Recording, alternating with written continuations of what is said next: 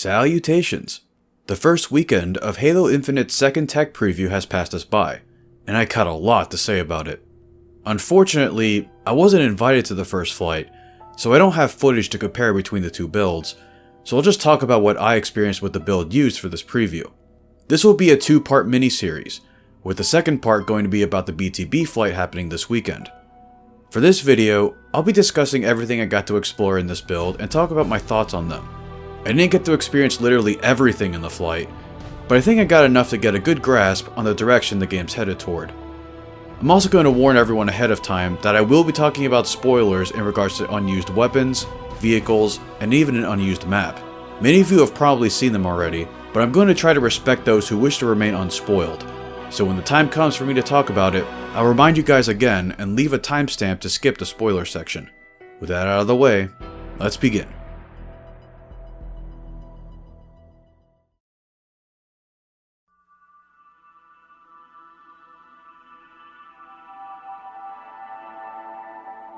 Halo Infinite feels absolutely amazing.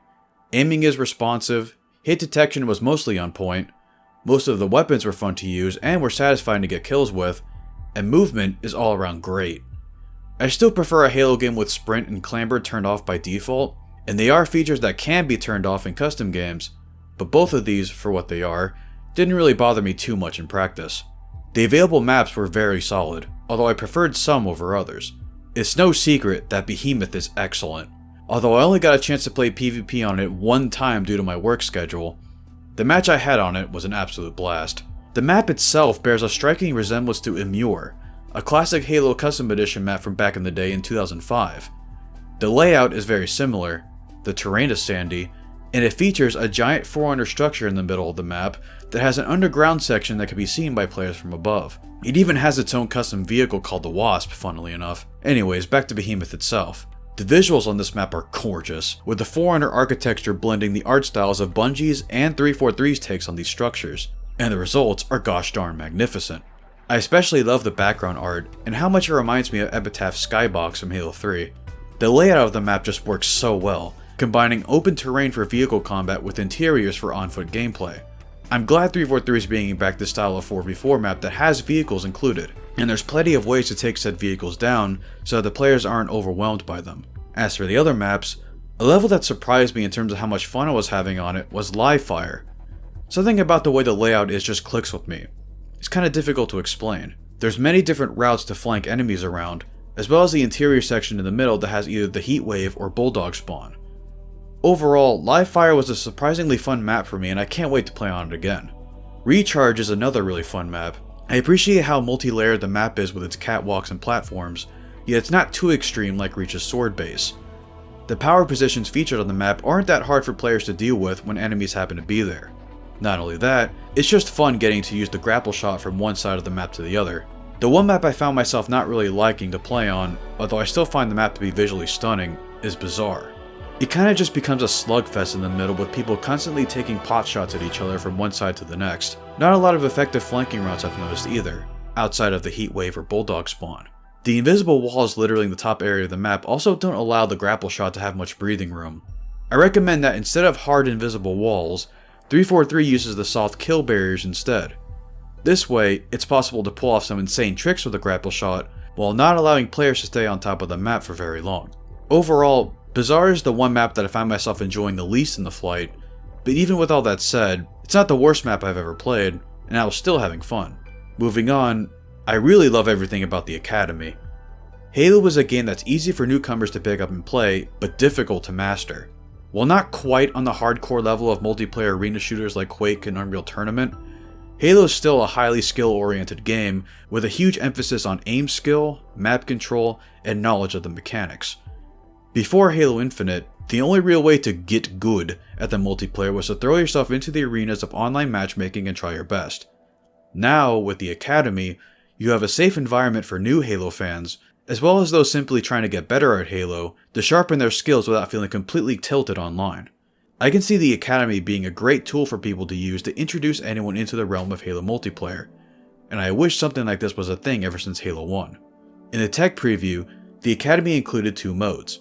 Weapon drills, which takes the player to a shooting range to test the weapons against bots, followed by Training Mode, which is a mode that takes you to any of the multiplayer maps and pits you up against bots while including a whole host of custom settings. These settings can be changed in runtime, or during the actual match, and this will allow you to try out each of the available weapons, grenades, equipment, etc. in an actual multiplayer setting. My only real complaint about Training Mode is that I wish you were able to invite friends to a training match. At the moment, it's single player only if you're not counting the bots. Sure, we'll be able to have a similar scenario take place in custom games where you could set up a lobby filled with bots, but being able to change what weapons and equipment you have on the fly with friends, regardless of what map you're on, is a concept ripe with potential for experimentation. Now onto some of the weapons, starting with the #Needler Gang mascot. The Needler is damn near perfect in this game.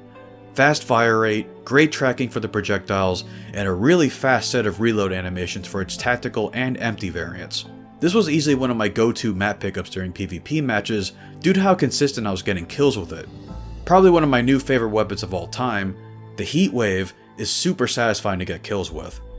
Both firing modes for the weapon have their distinct uses, with the horizontal mode being great when backed up by teammates, while the vertical mode takes foes on from a distance. I love getting kills with weapons that force you to lead your shots, and I can't tell you how many times I went "oh" every time I got a kill with the vertical firing mode.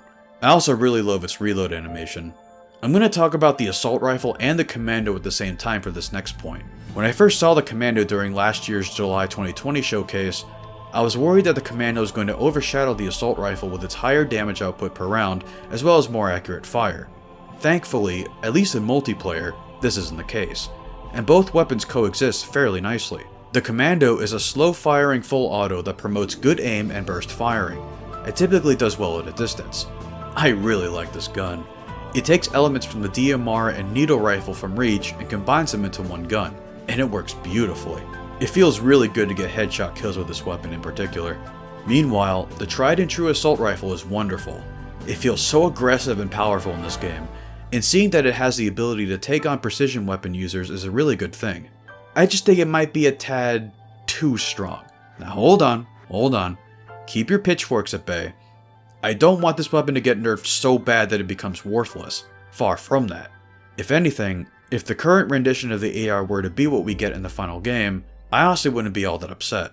It's super fun to use, as well as being extremely useful for a starting weapon, and I don't want any of that to change. However, if I were to make a couple of balance tweaks for it, I'd increase the error ankle cone when achieving full auto fire, and slightly reduce the headshot multiplier so it requires 3 or 4 shots to the head when unshielded for a kill, instead of only 2 shots. There really isn't a reason not to just hold the trigger down when it's capable of achieving kills at ranges that shouldn't be when firing completely full auto.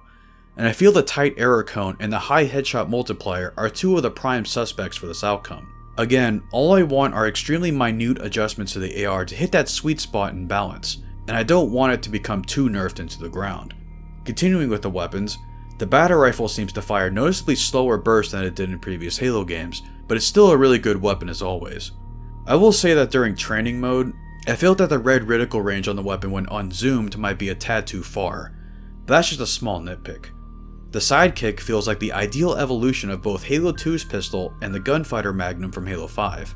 It's a viable cleanup tool that can finish enemies off that have been weakened by the assault rifle, but it's also particularly good as a standalone weapon.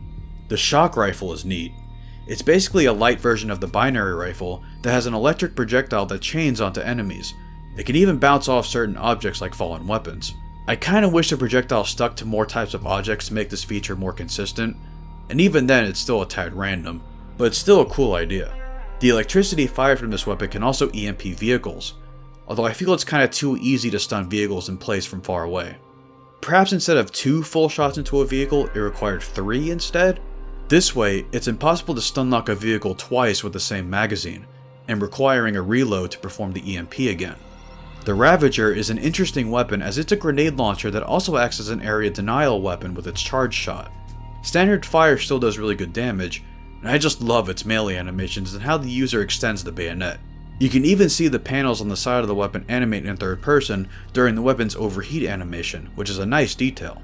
The skewer is badass, but I'm just ass bad with it. It's going to be much easier to use in BTB once that starts though. I just wish the projectiles would pin victims to the wall or something. The last weapon I want to talk about for now is the Pulse Carbine. From what I can tell, This weapon was nerfed between this flight and the last, and it's in a place where I feel it's much more balanced. It's good at stripping shields mid-range, and is hella strong when paired with weapons like the AR, Commando, BR, and Sidekick, although I still feel it's a tad too strong versus body health for my liking. Moving on to vehicles, there are 3 types that appeared on Behemoth, and these include the Warthog, Ghost, and Mongoose. The seat switching mechanic from Halo 5 is returned, and I'm happy to see it back. Out of the 3 available vehicles, I primarily used the Ghost during the one PvP match I was able to get on Behemoth. It's noticeably strong, and the sound effects for the vehicle boost are superb.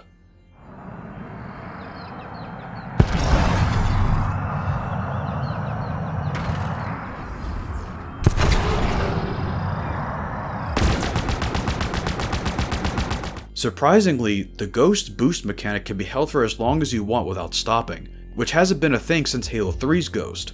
My only complaint with the Ghost is that the projectiles can be kinda hard to see at times. The Warthog has extremely tight handling and good air control when going over hills, and the turret is laser accurate and no longer overheats. Lastly, there's the Mongoose, which just felt really awkward to drive. The vehicle turns on a dime very easily, even without using the e-brakes. Just felt unnatural to me. Let's talk about the equipment. I didn't get to use the threat sensor in PvP, but I managed to use everything else. The main thing I wish the equipment offered more of was a neutral benefit to both the user and foe alike, much like Halo 3's equipment. Right now, the equipment we do have, while limited in usage, felt like armor abilities that you can pick up on the map. Even the armor abilities had things like the drop shield in Halo Reach and the regen field in Halo 4 that would benefit enemies when they walked into them. Having that offered a risk and reward system that doesn't seem to be present in most of Infinite's equipment. Regardless, I'd like to talk about the equipment I did get to use in PvP. The aforementioned grapple shot is a treat to use.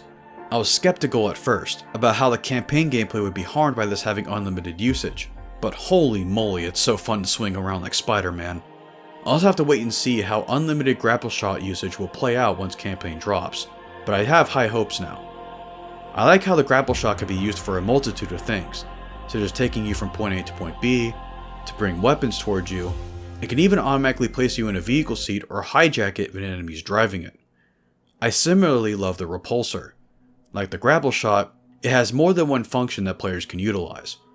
Its primary function is to repel enemy projectiles and grenades from the user and send them back, but it can also be used to super jump into hard to reach locations and even push back enemies and vehicles. I'm gonna bring him here. Come on. This way.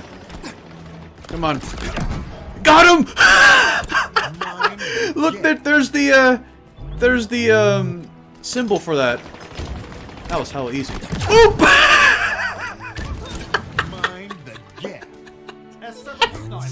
Next up is the drop bowl, which I found to be pretty underwhelming, to be honest. It's similar to the deployable cover in Halo 3, only these have small panels that can be shot through to reach enemies on the other side.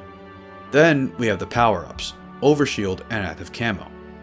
They work mostly as they have in Halo 5, with the Overshield immediately boosting your shield strength to 200% power, unlike in past games where it's a gradual boost to that level. In Halo Infinite, there's a new function for power-ups, where they're in the same category as equipment and can be stored by the player to use whenever they want. Not really the biggest fan of this, mainly for the Overshield, as it's very easy to take a few shots, go to cover, pop OS, then get the revenge kill. It's a bit OP, but not so bad to the point of it being game breaking or anything, as it requires the user to properly time their OS proc.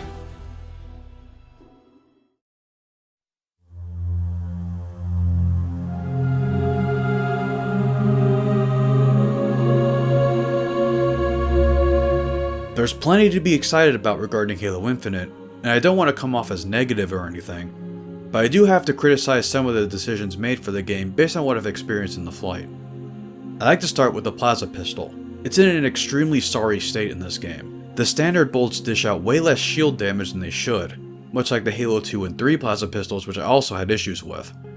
It takes 7 shots from the Plasma Pistol to strip a player's shields, then either 10 shots to the body or 3 headshots for the kill. The fact that the Plasma Pistol is actually outdamaged by the Sidekick against shields is really telling.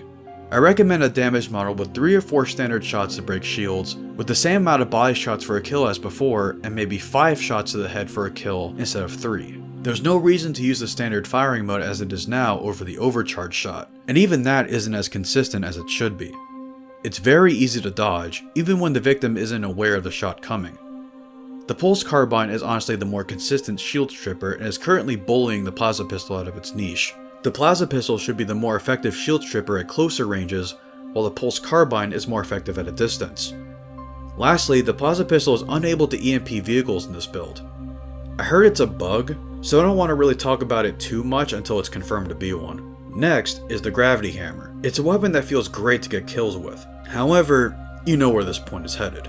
I mentioned earlier how the repulsor can be used to make small super jumps, but the one weapon specifically known for this ability since Halo 3 is unable to do this, and I feel it was the wrong decision. There's instantaneous acceleration for players and objects against the hammer user, but none for the user itself.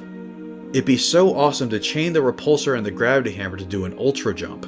I'd say slightly reduce the knockback on the repulsor and put some into the hammer so it doesn't get too crazy with the jump height. The other issue I have with the hammer is that its melee animation is the same as its primary swing, and by melee I mean using the melee key instead of left click. I'd make it like Halo 3's where the user would use the shaft to hit enemies with. Just like with the hammer, the grenades need some instantaneous acceleration for players as well, and it's currently impossible to perform grenade jumps with these settings. However, you can change the knockback setting in custom games, so hopefully a boost to the grenade knockback is applied in future playlists. Moving on is the Bulldog. Honestly, I just prefer the classic shotgun to this. It's still a viable weapon and I've gotten pretty good with it, but it doesn't compare to the satisfaction of one-shotting people with the shotguns from older Halo titles. One of my main issues with it is since the weapon is now fed from a detachable magazine, you can't cancel the reload animation after a shell or two to continue fighting someone pushing you. At least you could do this with the heat wave though, which is one of the reasons why I vastly prefer it to the Bulldog. A huge negative I have with Infinite is the progression system.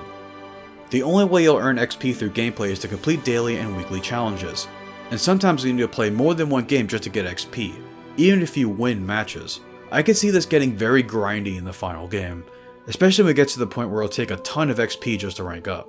Please bring back earning progression XP through just completing matches, with you earning more XP if you happen to win games. Heck, add a small payout for XP for playing campaign, custom games, and Forge when it eventually releases, just like in Reach. Also not the biggest fan of this armor coding system being the only method used for online matchmaking.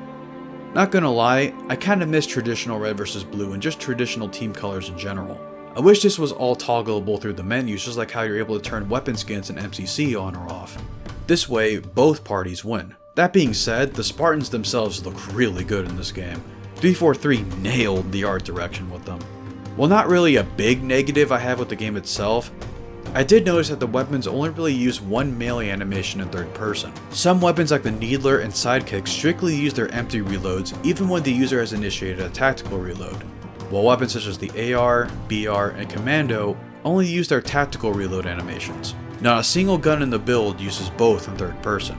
The other odd quirk relating to third person animations is the fact Spartans don't properly transition to their venting animations when the weapons reach their max heat threshold, and it looks janky when the Spartan immediately cuts the overheat after about a second of being idle. However, if the user performs a manual vent, the venting animation properly plays out.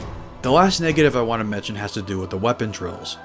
As I said earlier, I think it's a really cool concept that allows people to get used to each of the available weapons in the game before they use them in matchmaking. However, I don't think the sole objective for some of these drills should be just about how you kill players.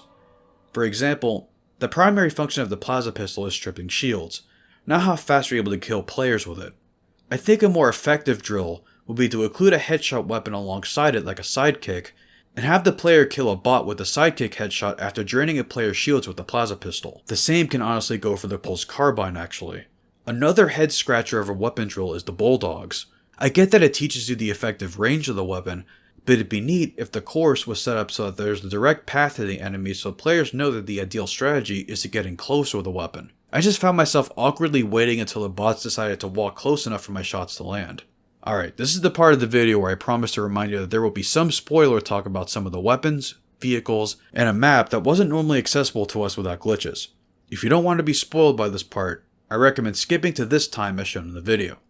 You have a few seconds to decide.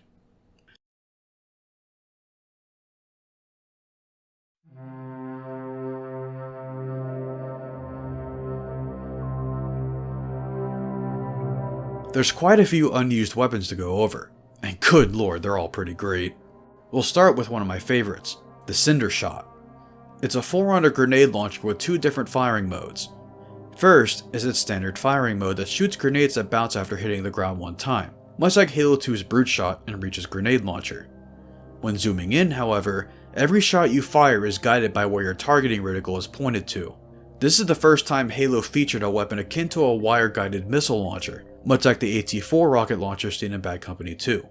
The crazy part is even if you fire grenades using the standard firing mode, if you zoom in after the shots are fired, they'll become guided munitions, and if you zoom out, they'll start to fall back to the ground. This weapon is very powerful, killing players with 2 well-placed grenades, and the explosion effects kind of look like fireworks.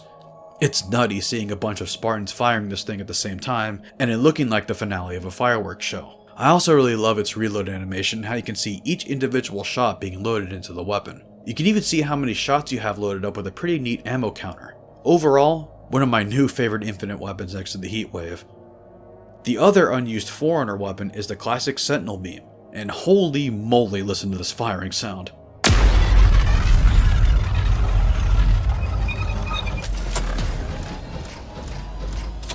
It's super strong in this game, and the weapon reloads now as opposed to being completely battery operated. It's a lot like the Heatwave and Cinder Shot where you can interrupt the reload and start to fire the weapon at your choosing. Also, the reload animation is sick. Next is the Hydra, a weapon returning from Halo 5. Like in Halo 5, it fires small rockets against players. It activates a target tracking mode for its projectiles and they'll chase after the enemy. In Halo Infinite, this dual firing mode for the Hydra has a few noticeable differences. The guided rockets travel slower in the air and dish out less damage, requiring about 4 rockets to kill a player. But when firing unguided, the projectiles travel much faster and deal about double the damage. It's neat, and it actually gives players a reason to fire the weapon unguided, whereas in Halo 5, there was no reason not to use the tracking ability as there really wasn't a difference in terms of damage output and projectile speed between the guided and unguided missiles. A neat little detail is the player has a subtle animation for swapping between the 2 firing modes, and this can even be seen in third person. I'm telling you, the animators are killing it this game. Now we have the Disruptor, which is one of the new electric type weapons alongside the shock rifle and dynamo grenade. It's a slow firing full auto machine pistol that has a new type of super combine that leaves a continuous stream of electricity on players when enough shots hit their mark, and they can even be killed by this even when the attacker isn't firing on them. The projectiles can also EMP vehicles when 10 shots hit their mark. It's a tad on the dull side in my opinion, but it fills a pretty unique role as a residual damage dealer. Not much to say about the energy sword, but it's in the flight, but it seems to be in a bit of an unfinished state, lacking some sound effects for unsheathing the sword and for swinging it. I can confirm that sword pairing is still a mechanic featured in Halo Infinite, which is nice to see. The last unused weapon, which I'm honestly surprised wasn't seen through normal gameplay, is the Mangler. It's a slow firing hand cannon that does tremendous damage per shot, killing players in 3 shots if the last one hits them in the head. The projectiles are also relatively slow for a ballistic weapon, and there's a sizable amount of bullet drop the further the projectile goes. It's really fun to use, but kind of hard to master, which is why I think it's so appealing to me. Considering we've seen this weapon in last year's demo, I'm surprised it wasn't more common during the first weekend. We move on to the unused map, and it's a doozy. Forge Academy.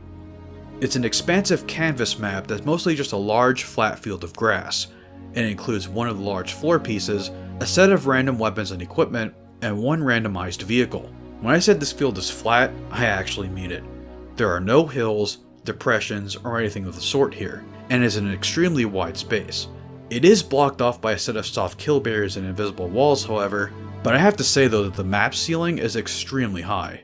Lots of opportunities to make just about whatever you want with all this airspace and flat land. It's in Forge Academy where we get to see some of the unused vehicles. I didn't get to use the Wraith or Chopper unfortunately, but I managed to get everything else. First is the Banshee. In practice, it's a lot like the variants seen in Halo Reach and onwards, but the main difference in terms of gameplay is the ability to shoot its weapon while boosting, something the Temple Banshee was able to do in Halo 5. The trick animations are a bit stiff in motion however, and I'm hoping it's ironed out by the time the game launches. Next is the Mighty Scorpion. It's basically a modern rendition of the Halo 4 Scorpion in terms of appearance and gameplay, using the Halo Reach design and having a noticeable amount of gravity for each of its rounds. Like the Warthog turret, The gunner seat also doesn't overheat anymore. Lastly, there's the Wasp. It's a lot like its Halo 5 counterpart. In fact, the design is basically the exact same. The main difference, however, is that you have to manually switch between the machine guns and missile launchers like with the Banshee weapons, which I'm honestly not a fan of, but I'll deal with it. It too has machine guns that don't overheat anymore, so at least it has that to compensate for the manual weapon swapping. Overall, I had a ton of fun last weekend playing Halo Infinite for the first time, and I have high hopes that this game will do very well when it releases. I can't wait for this upcoming test that'll feature BTB, and I hope it'll feature some of the content that I covered in the spoiler section. That's going to be a wrap for this video. If, and only if, you enjoyed this video, hit the like button, turn on notifications to see when I'm uploading, and subscribe for more Halo content on this channel. Make sure to follow me on Twitter to see any updates regarding whatever I'm doing, join my Discord server, and keep an eye out for future live streams here on YouTube as I'm slowly getting back into the groove of streaming again.